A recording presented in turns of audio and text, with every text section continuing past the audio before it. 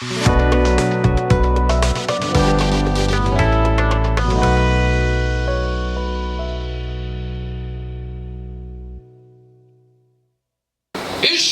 তার বাক্য থেকে বিভিন্ন বিষয় আমাকে শিক্ষা দিচ্ছেন, আর সেই শিক্ষাও আপনাকে আপনার সঙ্গে আমি ভাগ করে নিতে চাই।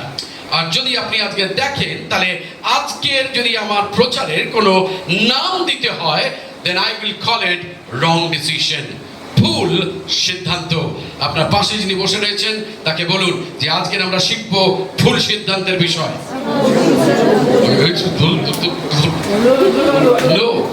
আমরা যখন বলি তখন আমরা স্পষ্টভাবে বলি আমেন। আমাদের বাইবেল কলেজে যখন আমি তাদেরকে শেখাই যে কিভাবে প্রচার করতে হয়, আমি ইউজুয়ালি তাদেরকে বলি যে যখন প্রচার করবি তখন সেখানে যেন জড়তা না থাকে, সেখানে যেন আমরা স্পষ্টবাদী হতে পারি, আমরা যেন স্পষ্টভাবে ঈশ্বর যা হৃদয়ে দিয়েছে, যেটা ঈশ্বর আমাদের মনে দিয়েছে, সেটা যেন আমরা লোকেদের কাছে উপস্থাপন করতে পারি। আর প্রথম বিষয় যে বিষয়ে আজকে আমরা আলোচনা করব সেটা হলো রং ডিসিশন বা ভুল সিদ্ধান্ত। আর আজকে যেই জায়গাতে আমরা আমাদের মনোযোগকে আজকে আমরা রাখবো, আর তা হলো আমরা দেখেছি আদি পুস্তক তার 12 অধ্যায় এবং ঈশ্বরের আহ্বানকে অব্রাহামের জীবনে, এবং আমরা দেখেছি যে অব্রাহামকে ঈশ্বর একটি প্রতিজ্ঞা দিয়েছে, এবং সেই প্রতিজ্ঞাটা হলো যে তোমাকে এবং তোমার মধ্যে থেকে আমি একটি জাতি সৃষ্টি করব, তোমার বংশধররা আশীর্বাদ পাবে, যারা তোমাদের বংশধরদের আশীর্বাদ করে আমি তাদেরকে আশীর্বাদ করব, যারা তোমাদের অভিশাপ দেয় আমি তাদের অভিশাপ দেব। এবং আপনি যদি দেখেন তার পরের অংশতে এবার আমরা মনোযোগ করি, আমরা মনোনিবেশ করি, আর সেটা হলো আদি পুস্তক তার 12 অধ্যায় 10 থেকে 20 পদ পর্যন্ত। Genesis chapter 12 verse 10 to 20. Genesis chapter 12 verse 10 to 20. আর এই উপদেশটি বা এই জায়গাটি বা এই অংশটি যখন আমরা পড়ি আদি পুস্তকের 12 থেকে 10 এবং 20, এর উপরে কেন্দ্রিত আছে, যেখানে অব্রাহামের একটি সিদ্ধান্ত তুলে ধরা হয়েছে যা ভয় এবং প্রতারণার কারণে তাকে নিম্নগামী পথে নিয়ে যায়। মানে কি? মানে এটাই বলার চেষ্টা করছি যে অব্রাহাম একটি সিদ্ধান্ত নিয়েছিল, যে সিদ্ধান্তের জন্য his life was a downward moving, তার জীবন নিম্নগামী হয়েছিল। আমরা প্রত্যেকে চাই এমন সিদ্ধান্ত নিতে আমাদের জীবনে, যাতে আমরা আমাদের জীবনে এক পর্যায় থেকে আরেকটা উচ্চ পর্যায়ে আমরা যেতে পারি, এক জায়গা থেকে যেন একটা ভালো জায়গায় যেতে পারি, ভালো জায়গায় থাকলে এক্সিলেন্ট জায়গায় যেতে পারি। কিন্তু এখানে যখন আমরা দেখি অব্রাহামের একটি সিদ্ধান্ত তার জীবনকে নিম্নগামী করেছে, because of decision Abraham took, his life became or went into a downward path.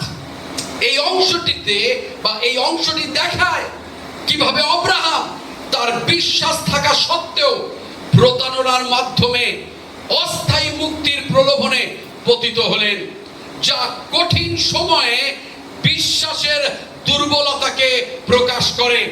অনেক সময় আমাদের জীবনে এমন একটা সময় আসে যখন আমরা আমাদের বিশ্বাস থাকা সত্ত্বেও আমরা প্রতারণার মাধ্যমে অস্থায়ী মুক্তির প্রলোভনকে আমরা বেছে নিই, এবং সেটা একটি পরিচয় দেয় আমাদের যে আমাদের বিশ্বাসের দুর্বলতার প্রকাশ সেখানে পায়।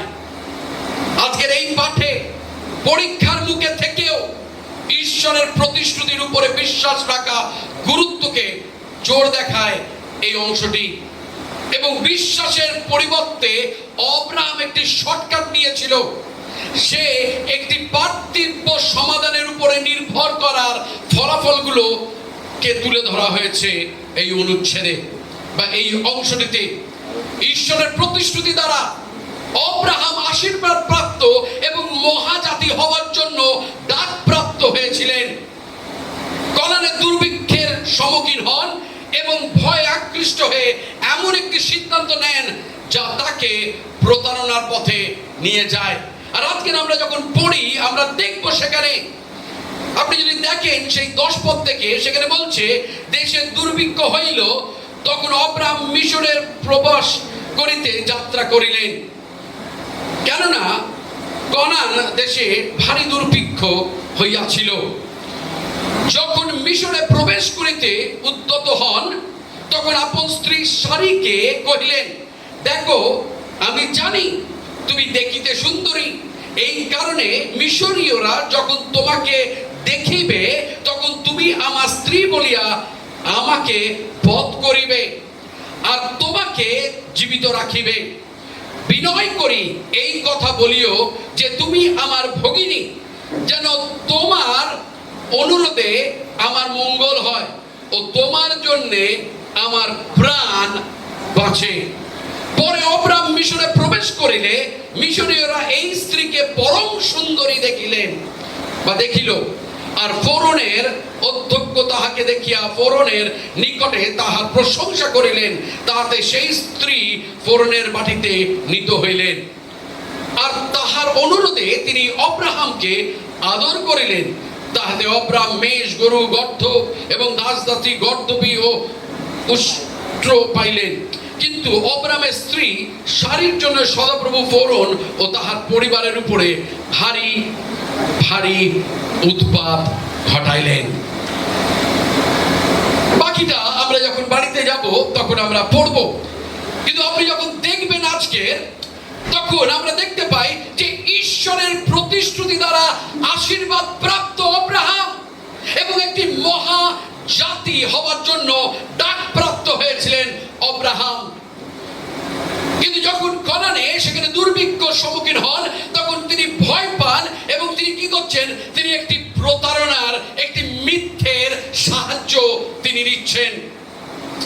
এই পাঠ অব্রাহামের সিদ্ধান্তের ফলাফল এবং কিভাবে তার কাজগুলো যদি হোঁচট খাবার মতন মনে হলেও শেষ পর্যন্ত তার আত্মিক মর্যাদা অবনতি ঘটায় তা অন্বেষণ করে। We have before us this morning, my friend, what is probably the saddest event in the entire life of Abraham. আজ সকালে আমাদের সামনে রয়েছে যে অংশটি সম্ভবত অব্রাহামের জীবনের সবচেয়ে দুঃখজনক একটি ঘটনা। We see him making a decision that will bring tremendous trouble into his life and into ours as well.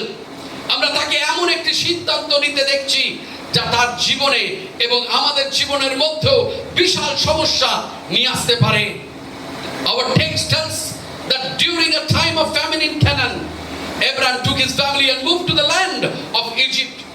আমাদের পাঠ বলছে যে কনানে দুর্ভিক্ষর সময় অব্রাহাম তার পরিবারকে নিয়ে মিশরে দেশে চলে যান।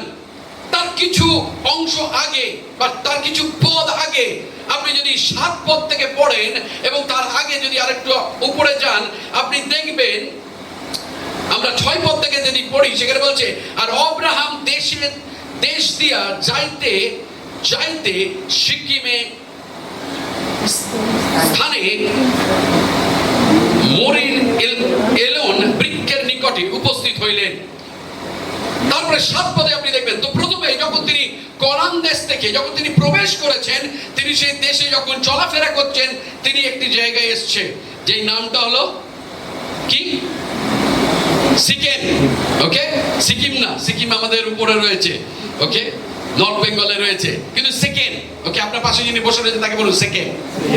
ওকে, প্রথমে সিকিমে এসছে এবং সিকিম এটি ছিল কনান দেশের অব্রাহামের প্রথম গন্তব্যস্থল। মনে আছে অব্রাহাম কোন দেশের বাসিন্দা ছিল? আরে জোরে বলুন, উর দেশে। উর দেশ থেকে ঈশ্বর তাকে ডেকেছে, এবার তাকে কোথায় প্রবেশ করিয়েছে? কনানে। এবং সেখানে কনানে ঈশ্বর তাকে কি বলছে, যে এই দেশ আমি তোমাকে দেবো এবং তোমার বংশধরদের দেবো এবং আমি তোমাকে একটা বৃহৎ জাতি সৃষ্টি করব এবং তুমি সেই জাতির পিতা হবে। আমেন। ওকে, এই করে, কারণ আপনি যখন বাইবেল পড়ছেন তখন আপনাকে একটা সুন্দর গল্পের মতন আপনাকে পড়তে হবে, যাতে আপনি বুঝতে পারেন অব্রাহাম কনানে প্রবেশ করেছে, উর থেকে এসছে এবং সে ভালো লাগছে তাকে দেখতে। এবং সে এবার ঘোরাফেরা করছে, তাই না? আমরা ভারতবর্ষে এসে প্রথমে অনেকে রয়েছি, আমরা দিল্লিতে যাই ফরেনাররা, কেন? রাজধানী, সেটা আশেপাশে দেখি, সেখান থেকে তারা চলে যায়, হয়তো অনেক সময় কলকাতায় আসে, সেখানে এখানে ঘোরাঘুরি করে।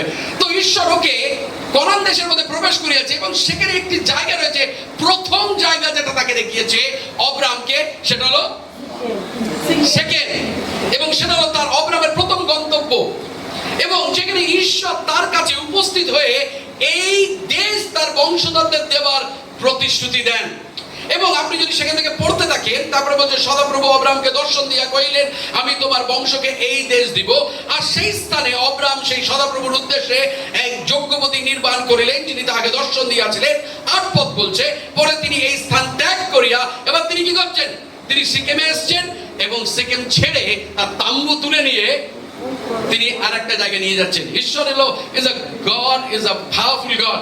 আপনাকে বলি, আমাদের জীবনের যাত্রায় কখনো একটা জায়গায় নিজের তাম্বুকে বসিয়ে দেবেন না, ভাববেন সেখানেই আপনি সারা জীবন থাকবেন। Our God is a powerful God and he always tells us, pitch your tent, unpitch your tent. তুমি নিজের তাম্বুকে তুমি সেখানে রাখো এবং তাম্বুকে তোলো এবং আবার চলো, আমি তোমাকে যেখানে দেখাচ্ছি। তো সেকেমে তিনি তাম্বু রেখেছিলেন এবং তাকে দেখিয়েছেন, তাকে একটা প্রতিজ্ঞা দিয়েছেন। সেখান থেকে এবার আপনি দেখুন সেখানে কি বলছে, নির্মাণ করিলেন যিনি তাকে দর্শন দিয়েছিলেন। পরে তিনি এই স্থান ত্যাগ করিয়া পরবর্তী গিয়া বৈথেলের পূর্ব দিকে আপন তাম্বু স্থাপন করিলেন। হালেলুয়া।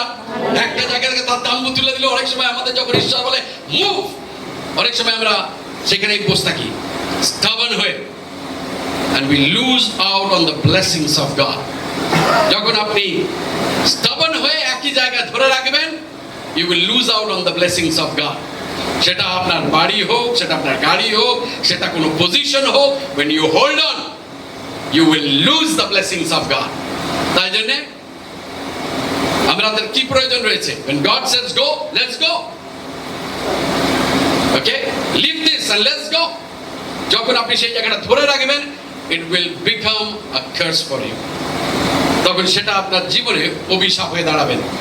তারপরে দেখুন সেখানে বেথলেহেমে বা বেথেলে তাকে নিয়ে গেছে।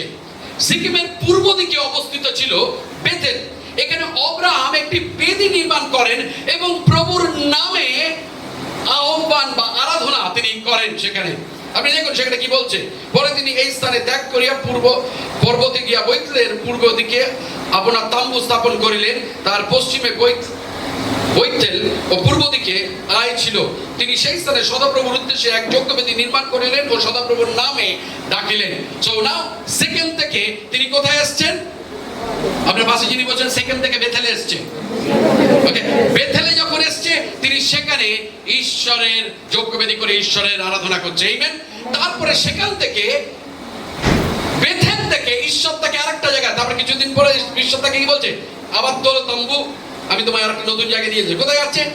নেগেব। ওকে, নেগেবে নিয়ে যাচ্ছে। আপনি দেখুন সেখানে কি বলছে। তারপরে পরে অব্রাহাম ক্রমে ক্রমে দক্ষিণে গমন করিলেন। ওকে, সেই জায়গাটা আরেকটা জায়গা ছিল, যদি আপনি বাকিটা পড়েন সেখানে আপনি দেখবেন যে নেগেব বলে, নেগেব হলো কনান দেশের দক্ষিণ অঞ্চলে, যেখানে অব্রাহাম পরবর্তী যাত্রা করেন। এবং তারপরে সেখান থেকে আমাদের আপনি দেখুন 10 পদ বলছে দেশে দুর্ভিক্ষ হইল। কোথায় দুর্ভিক্ষ হইল? কনান দেশে দুর্ভিক্ষ হয়েছে। এবং তখন অব্রাহাম কি করছে? তার পরিবারকে, তার সমস্ত সপরিবারকে নিয়ে সে কোথায় চলে যাচ্ছে? মিশরে চলে যাচ্ছে। ঈশ্বর তাকে কোন দেশ দিয়েছিল? কনান দেশ। কিন্তু কোন দেশে সে যাচ্ছে? মিশরে। আর এই যখন কনান দেশে এক দুর্ভিক্ষ আসছে, তখন তিনি মিশরে যাচ্ছে। আর বাইবেলে আপনাকে বলি, মিশরকে প্রায় বা সবসময় পৃথিবীর প্রতীক এবং একটি রূপক হিসাবে উপস্থাপন করা হয়। এটি সেই স্থান ছিল যেখানে ইসরায়েল সন্তানেরা 400 বছর ধরে ফরৌন রাজার দাসত্বে আবদ্ধ ছিল। ঈশ্বরের শক্তি উদ্ধার পাওয়ার পরেও আপনি যদি দেখেন ইসরায়েলের ইতিহাস, মোশিকে তিনি পাঠান, তারা যখন কি মিশরে দাসত্বে ছিল, তারা বার হয়ে এসছে। কিন্তু মিশর থেকে তারা বার হয়ে এসছে, কিন্তু মিশর তাদের মধ্যে থেকে বার হয়নি।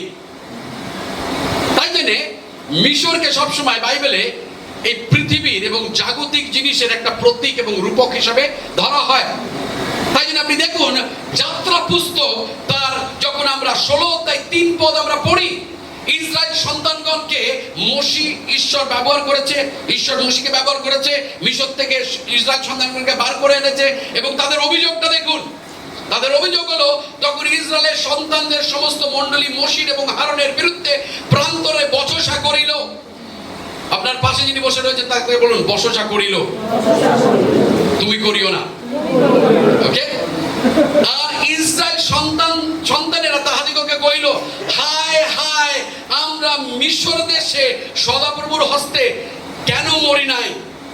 কেন? তারপরে যদি পদ আপনি পাবেন পড়েন, সেখানে বলবে মসি তুমি আমাদেরকে বার করে এনেছো, আমাদের না খাওয়া দিয়েছো না জল দিয়েছো, আমাদের তুমি বার করে এনেছো আমাদের এখানে মেরে ফেলার জন্য।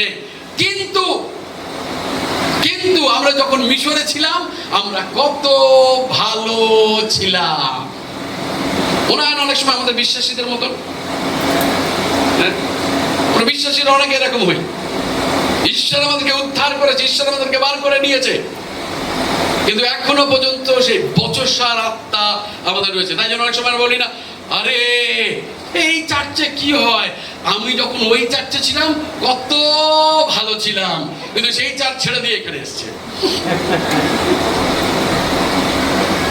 তাই না? অনেক সময় আমরা সেরকম করি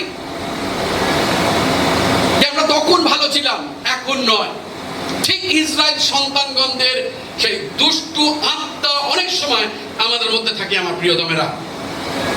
ঠিক আমাদের মতোই প্রভু আমাদের যতই আশীর্বাদ করুন না কেন, আমাদের ভিতরে এখনো এমন একটি অংশ রয়েছে যা আমরা পিছনে ফেলে আসা জগতের প্রতি আকুল দৃষ্টিতে ফিরে তাকাই।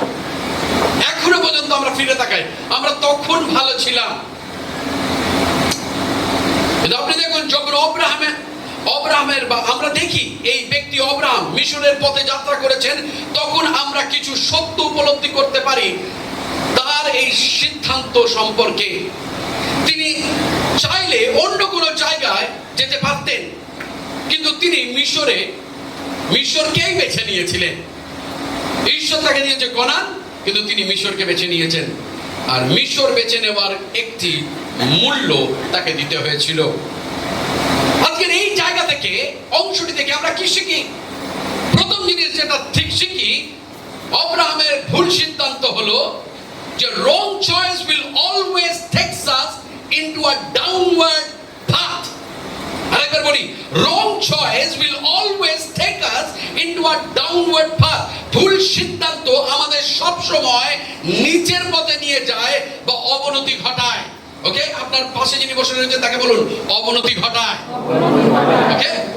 আপনি যখন ভুল সিদ্ধান্ত নেবেন আমার প্রিয়তমেরা আপনার জীবনে, সেটা আপনার জীবনকে ভালো তৈরি করবে না, সেটা আপনি ঊর্ধ্বগামী হবেন না, আপনার জীবনে অবনতি ঘটবে। ওকে? যদি আপনি দেখেন অব্রাহামকে, it led him down from the land of promise। ঈশ্বর তাকে অব্রাহামকে খনান দেশ প্রতিজ্ঞা করেছিল। God promised Abraham that Abraham, Canaan, I'm going to give it to you and to your descendant। Abraham, আমি তোমাকে এবং তোমার বংশধরদের এই জায়গা আমি তোমাদেরকে দিচ্ছি। কিন্তু দুঃখের বিষয়, the land of Canaan represented God's best from Abraham। অব্রাহামের জন্য ঈশ্বরের সর্বশ্রেষ্ঠ উপহার ছিল কানান দেশ। কিন্তু কানানের ভূমি হলো সেই স্থান যেখানে তার থাকা উচিত ছিল। Because God said, ঈশ্বর অব্রাহামকে বলেছে এই জায়গা আমি তোমাকে দিয়েছি, তোমার বংশধরদের দিচ্ছি। বাট অব্রাহাম কি করছে? অব্রাহাম সেই জায়গাকে পরিত্যাগ করছে। আপনি যদি দেখেন যে ঈশ্বর আপনাকে যে স্থানে রাখতে চান, সেই স্থানের চেয়ে মূল্যবান আর কোনো স্থান নেই। আপনাকে বলে there is no place more precious than the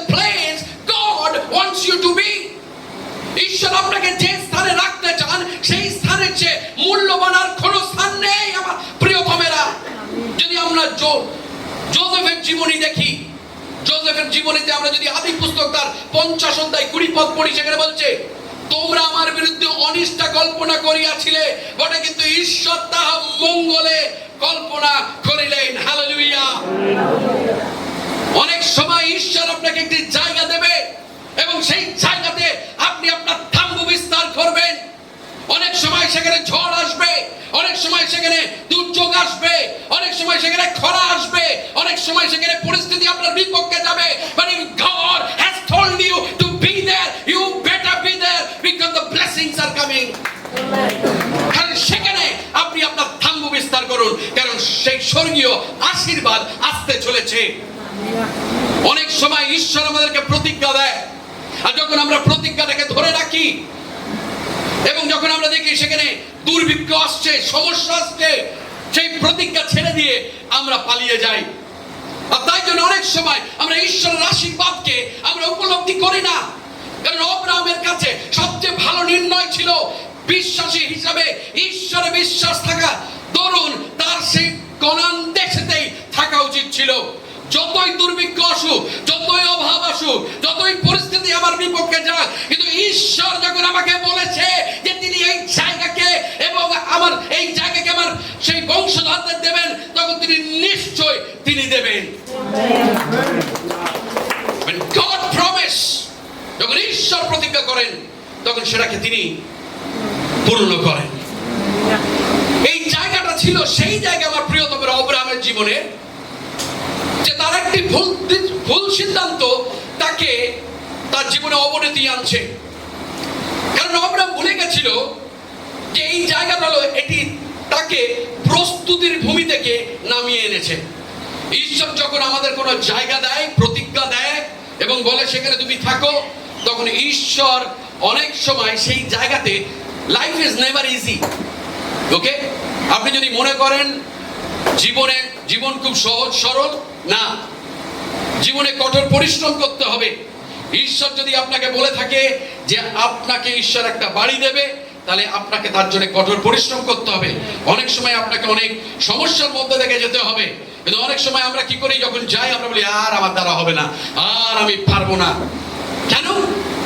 কারণ আমরা সহজ পথ বেছে নিতে চাই। কিন্তু সহজ পথে আপনি কখনো জীবনের শিক্ষা পাবেন না। ঈশ্বর অনেক সময় আমাদের কঠিন পরিস্থিতি থেকে নিয়ে যায়, কারণ তিনি আমাদেরকে বড় কিছুর জন্য প্রস্তুত করার জন্য। সব সময় মনে রাখবেন, যখন কঠিন পরিস্থিতির মধ্যে থেকে আপনি যাচ্ছেন, তখন ঈশ্বর আপনাকে তৈরি করছে কোনো বড় কিছুর জন্য। আর তাই জন্য এই স্থান কনান দেশ আব্রাহামের জীবনে যেন একটা প্রস্তুতির ভূমি ছিল। সেখানে তিনি যেন নিজেকে প্রস্তুত করছে।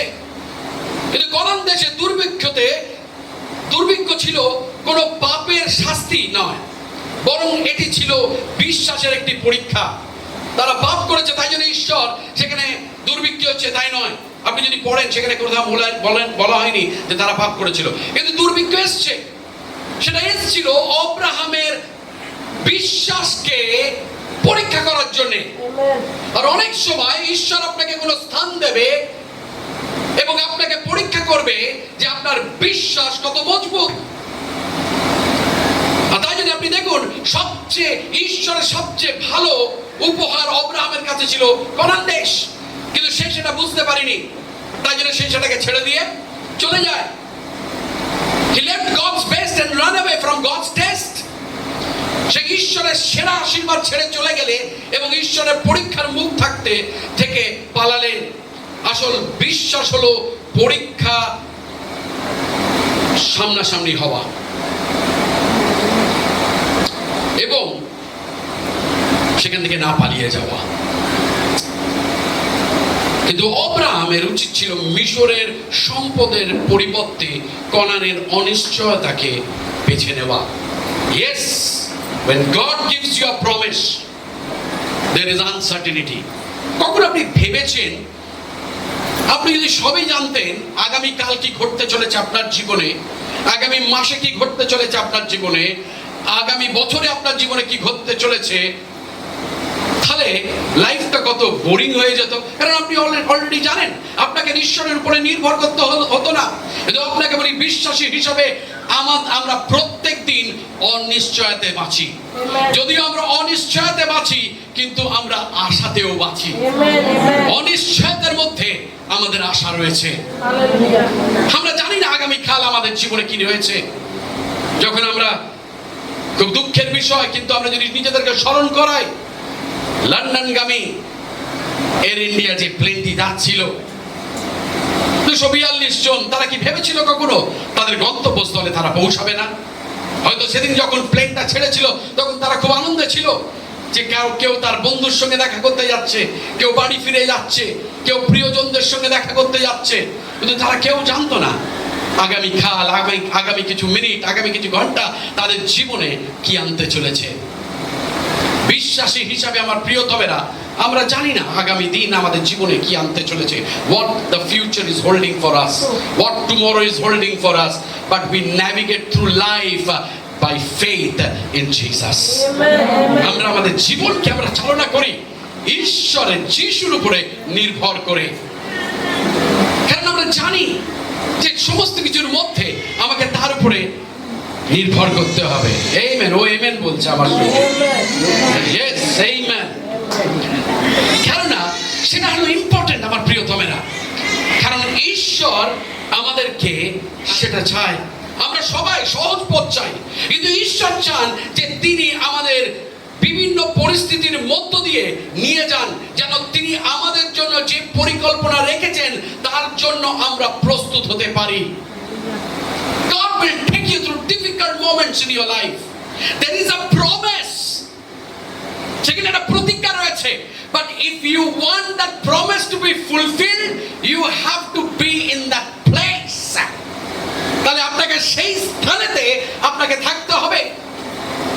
যতই কঠিন পরিস্থিতি আসুক, যতই সমস্যা আসুক, কারণ সেটা ঈশ্বরের প্রতিজ্ঞা। অনেক সময় আমাদের যখন ঈশ্বর প্রতিজ্ঞা দেয়, আমরা প্রতিজ্ঞাটাকে গ্রহণ করি, আর তারপরে আমরা অনেক সময় এসে বলি, হ্যাঁ পাস্টর জানেন, ঈশ্বর আমাকে 2012 সালে এই প্রতিজ্ঞা দিয়েছিল, কিন্তু এটা আজও পর্যন্ত সাকার হয়নি। Hold on to that. আমার ভালো লাগে রন কেনলির একটা গান, if you going through hell don't stop. যদি তুমি নরকের মধ্যে থেকেও যাচ্ছ, তুমি দাঁড়াবে না, ছুটতে থাকবে। তার মানে কি? কারণ নরক তোমার গন্তব্যস্থল নয়। আমি নরকের মধ্যে থেকেও যাবো, তার মানে কি? জীবনের পরিস্থিতিটাকে রন কেনেলি বলছে এগুলো হলো নরকের যন্ত্রণা। I go through temptation, I go through brokenness, I go through problem, I will go through different kinds of things, but God will restore His promise for me. ঈশ্বর তার সেই প্রতিজ্ঞাকে বাস্তবায়িত করবে। আর আব্রাহাম সেটা বোঝেনি। শুধু তাই নয়,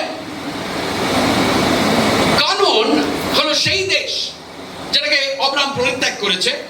সেই দেশ ছিল তার জন্য যেন একটা প্রস্তুতির দেশ, সেই দেশ ছিল তার জন্য একটা সুরক্ষার দেশ, আর সেই দেশ ছিল একটা সুযোগের দেশ বা ঈশ্বরের যুগানের দেশ। বিকজ যখন তারা দেখেছিল, ঈশ্বর কি বলেছিল, এই দেশ তোমাকে এবং তোমার বংশধরদের দেবো। Why? Because that is a fruitful place. সেটা একটা ভালো উত্তম ভূমি রয়েছে। কিন্তু আব্রাহাম কি করছে? যে কারণ যখনই যে প্রতিজ্ঞা পেয়েছে, অনেক সময় আমাদের মতন প্রতিজ্ঞা পেয়েছে, ভাবছে 2 মিনিট হলো ম্যাগি নুডলস এর মতন, আজকের প্রতিজ্ঞা কালকের ফল। হালেলুয়া। কিন্তু জীবন সেরকম হয় না। আজকের প্রতিজ্ঞা কালকের ফল হয় না। You have to wait for years. অনেক সময় দীর্ঘ সময় ধরে আপনাকে বিশ্বাস করতে হবে, চলতে হবে, বিশ্বাস রাখতে হবে। আব্রাহাম কি করেছে? জানান দেশ, একটা ভূমি যেটা ঈশ্বর তাকে দেবে বলেছিল, যেই সেখানে বিপদ এসছে, খরা এসছে, সেই ভূমি সেটাকে ভুলে দিয়ে সে চলে গেছে মিশরে। অনেক সময় আমরা তাই করি। যখন আমরা বিশ্বাসী হই, ঈশ্বর আমাদের প্রতিজ্ঞা দিয়েছে, ঈশ্বর আমাদেরকে বলছে আমি তোমাকে প্রস্তুত করছি। দীর্ঘ সময় আপনি প্রার্থনা করছেন, কিন্তু সেখানে কোনো উত্তর পাচ্ছেন না। তারপরে আমরা চলে যাই তান্ত্রিক বাবা, হাত বাবা, তারপরে যত বাবা রয়েছে সবার কাছে হাত দেখি, ফলাফল দেখি। The reason is because we don't trust God. ঈশ্বর তার নির্দিষ্ট সময়তে তিনি তার সেই প্রতিজ্ঞাকে সেই ফল নিয়ে আসবে। Amen, amen. দ্বিতীয় জিনিস যদি আপনি দেখেন আব্রাহামের জীবনে, wrong choice will always lead to dishonest path. ভুল সিদ্ধান্ত সবসময় অসৎ এবং প্রতারণার পথে নিয়ে যাবে। আব্রাহাম একটি মিথ্যেকে জন্ম দেয়। আর মিথ্যেটা কি? যখন তারা মিশরে গেছে, সারি খুব সুন্দরী দেখতে, বলছে দেখো এখানকার লোকেরা যদি, তুমি এত সুন্দরী, তারা তোমার প্রেমে পড়ে যাবে, তোমাকে বিয়ে করতে চাইবে, তুমি একটা কাজ করো, আমি তোমার আড়ালে থাকতে চাই, তুমি আমাকে বলো যে আমি তোমার ভাই, তুমি আমার বোন। একটা স্বামী স্ত্রীর সম্পর্কে ভাই বোনে পরিণত করেছে। এটা মিথ্যে। He gave a birth to a lie. তিনি একটা মিথ্যেকে উৎপন্ন করেছে এবং জন্ম দিয়েছে তার নিজের স্বার্থের জন্য, নিজের প্রাণ বাঁচানোর জন্য। এবং সেটা শুধু তাই নয়, তিনি দীর্ঘ সময় আব্রাহাম নিজেই মিথ্যে হয়ে গেলেন। এই কারণে, কারণ সেটা তাদের সম্পর্ক ছিল না। আর এখন যখন তিনি মিশরে রয়েছে, তখন আপনি চিন্তা করুন, ফরনের সামনে বা ফরনের যে সৈন্য দল রয়েছে তাদের সামনে তার বলতে পারছে না, হানি আমাকে তুমি একটু জল দেবে। তখন ফরনের রাজা এবং সৈন্য দল বলবে, তো ভাই বোন, এখানে হানি কোথা থেকে চলে এলো, তাই না? তার মানে কি, তখন শুধু সেই মিথ্যেটাকে তিনি বলেননি, সেই মিথ্যেটাকে তিনি জীবনযাপনও করছে, সেই মিথ্যেটাকে নিয়ে নিজের স্ত্রীকে বোন বলছে। শুধু তাই নয়, আপনি দেখুন সেই জায়গাগুলো এমন একটি জায়গা যেখানে আব্রাহাম নিজেই সেই মিথ্যে বিশ্বাস করতে শুরু করলেন। কারণ দীর্ঘ সময় হয়ে গেছে, কত সময় হয়েছে বাইবেল সেটা বলছে না, কিন্তু অনেক সময় ধরে সে নিজের স্ত্রীকে বোন বোন বোন বোন বলে যাচ্ছে। আর জানো, সেটাই যেন তার জীবনের একটা অংশ হয়ে গেছে। তো যখন আমরা ভুল সিদ্ধান্ত নেব, তখন অনেক সময় আমাদেরকে কি করতে হবে, সেই অসৎ এবং প্রতারণার পথে নিয়ে যাবে সেটা আমাদেরকে। আর তখন আমরা সেই মিথ্যেটাকেই আমরা জীবনযাপন করব। তৃতীয়, খুব তাড়াতাড়ি বলি, wrong choice is always a disastrous and disappointing path. ভুল সিদ্ধান্ত সব সময় ধ্বংসাত্মক এবং হতাশাজনক পথে নিয়ে যায়। ভুল সিদ্ধান্ত সব সময় ধ্বংসাত্মক এবং হতাশাজনক পথে নিয়ে যায়।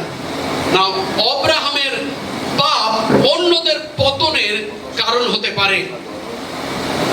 অনেক সময় বিশ্বাসী হিসাবে আমাদের ভুল, আমাদের পাপ অন্য আরেকজনের পতনের কারণ হতে পারে। কেন? দেখুন, এখানে ভুলটা কার? আব্রাহামের। পাপ কে করেছে? আব্রাহাম করেছে। সে মিথ্যে কথা বলেছে, কিন্তু তার পরিণতি কে ভুগছে জানেন? আপনি দেখুন 17 পদে 16 পদে, আর তাহারা অনুরোধ তিনি আব্রাহামকে আদর করিলেন, তাহাতে আব্রাহাম মেষ গরু সমস্ত কিছু বেরোল। 17 পদে 18 পদে নেমে আসি। তাহাতে ফরন আব্রাহামকে ডাকিয়া কহিলেন, আপনি আমার সহিত এই কি ব্যবহার করিলেন? উনি আপনার স্ত্রী এই কথা আমাকে কেন বলেন নাই? কেন? কারণ যখন সে কি করেছে, সেটা মিথ্যে কথা বলেছে, তখন ঈশ্বর সেই ফরনের উপরে ভারী ভারী উৎপাত ঘটাইলেন। অনেক সমস্যা তাদের জীবনে এলো। আর ফরনরা যে মাথা চুলকাচ্ছে, ভাবছে আমি তো করি তো কিছু নেই, কিন্তু এদিকে আমি কেন বিচারে দাঁড়াচ্ছি, কেন আমার জীবনে এত সমস্যা আসছে? আর তারপরে যেন তিনি একটা প্রকাশ পাচ্ছেন, যারে এটা তো আব্রাহামের স্ত্রী, সে তো ভগিনী নয়। আর তাই জন্য আব্রাহামকে তিনি ডেকে বলছেন, কেন আপনি এরকম করলেন?